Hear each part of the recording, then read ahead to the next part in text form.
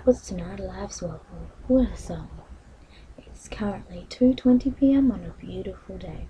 You are listening to 45.6 FM with me, Peter Smith. Today you'll be hearing from our guest reporter Andrea Newland on how she plans to help out her community through sound. Let's hear what she has to say. Over to you, Andrea. Hi guys, I'm Andrea, but most people call me Andy.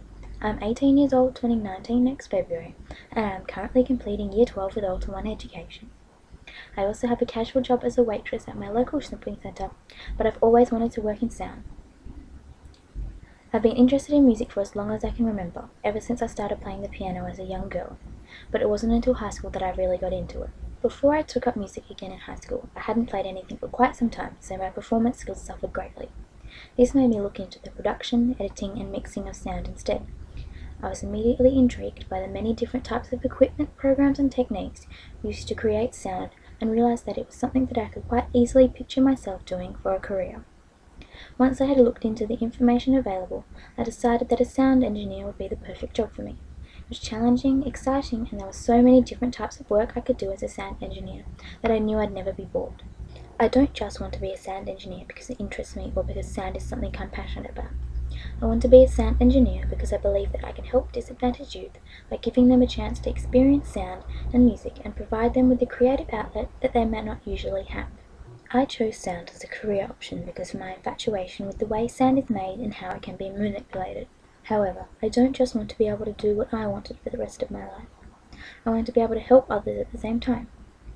Disadvantaged youth do not get a lot of the same opportunities as better off children do for a variety of reasons.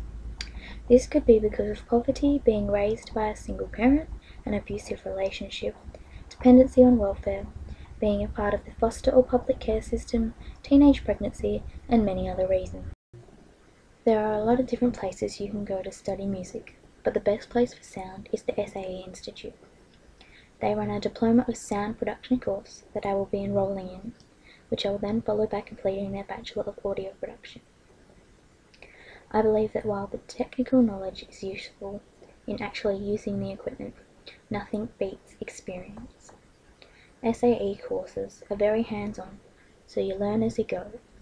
I want to be able to use the skills I am going to learn by heading through the SAE Institute's Bachelor of Audio Production program, obviously joined with and followed by lots of work experience, to learn all about sound in the hopes of getting a job as a sound engineer at a small studio or audio company.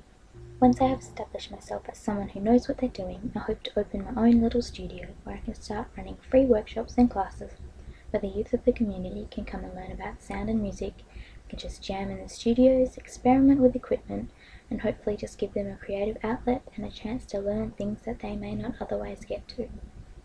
I want to be able to give them the chance to experience music and sound on a whole new level, and hopefully give them the chance to find something that they want to do with their lives.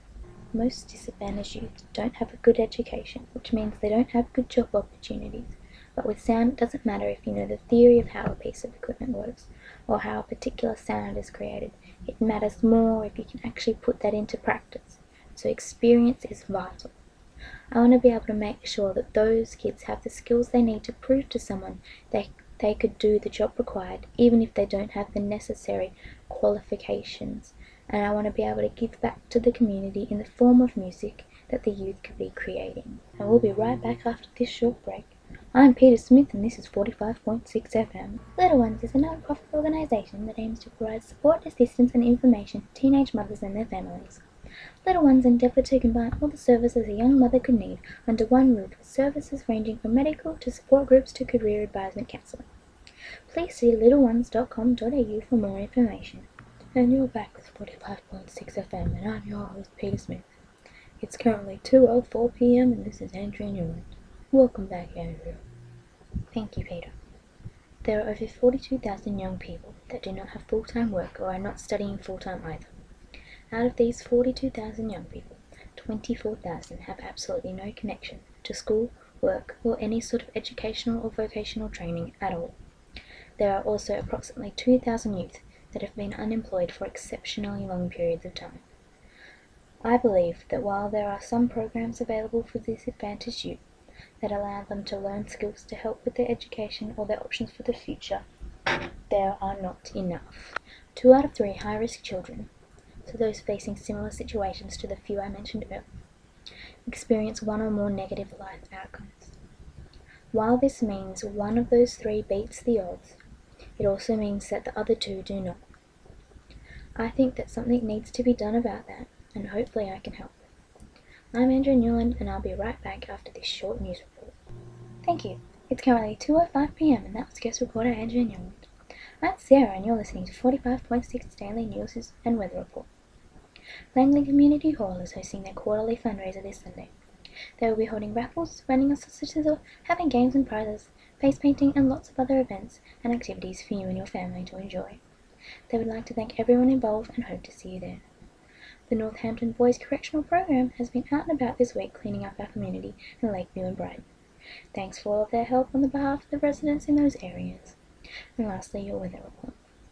Today has been a lovely day with a low of about 5 degrees this morning and a high of only 19. It is expected to get as low as 4 degrees this evening, so make sure you stay warm and get those blankets out. Have a wonderful rest of the day. Back to you, Peter. Thanks, Sarah. Now, for those of you who have just tuned in, we are 45.6 FM, and you've been hearing from guest reporter Andrea Newland.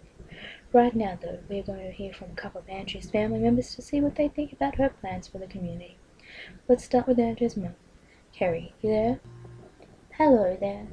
Andrea's always been interested in music, so it's no surprise that she's looking into a career based around it. She is always looking for things to learn and something to challenge her, so that the fact that she wants to work in an industry that is constantly changing and evolving is nothing new. I think if she's able to do what she loves and still able to help people, that is even better. But that was Kerry Newland, everyone. How about we hear from Andrea's twin sister Stephanie now? Hi there, Stephanie. Hi, Peter. Well, Andy and I have always loved music, since we started learning piano when we were young. Ever since then, she's always finding new things to listen to, always wanting to learn a new instrument, and how to use different equipment and programs. I'm glad she wants to help others by sharing her passion for sound and music, and hopefully many young people will benefit. Thanks to Kerry and Stephanie Newland for their time. After this short break, we'll be back to hear from Andrea for the last time. A storm is brewing. It's Daniel versus the Black Cloud. The Black Cloud, also known as depression, will try to bring you down. But Headspace can help you take it on. So, for someone else to talk to, visit headspace.org.au. If you know of anyone struggling with depression, don't be afraid to reach out and lend a hand. That website again was headspace.org.au. I'm Peter Smith, and you're listening to 45.6 FM's guest reporter, Andrea Newland. Hi everyone, Andrea again. I just wanted to say, sound has always been something that I've wanted to be involved in. There is so much to learn and so many opportunities one can have if they work with sound. I hope one day to have a successful career as a sound engineer, but still to be able to help my community and its youth through a connection with music. I hope that I'll be able to provide the disadvantaged youth with a chance to express themselves through music and sound, and to give them a creative outlet they can focus on rather than all of the bad stuff. Hopefully my involvement in their lives leads to something good. Thank you for listening to my report. Back to you, Peter. That was 45.6 FM's guest reporter Andrea Newland, ladies and gentlemen. It's currently 2:09 p.m. and that's all we have for you today. But stick around for Josh and Thomas's Absolute 90s. Thanks for listening.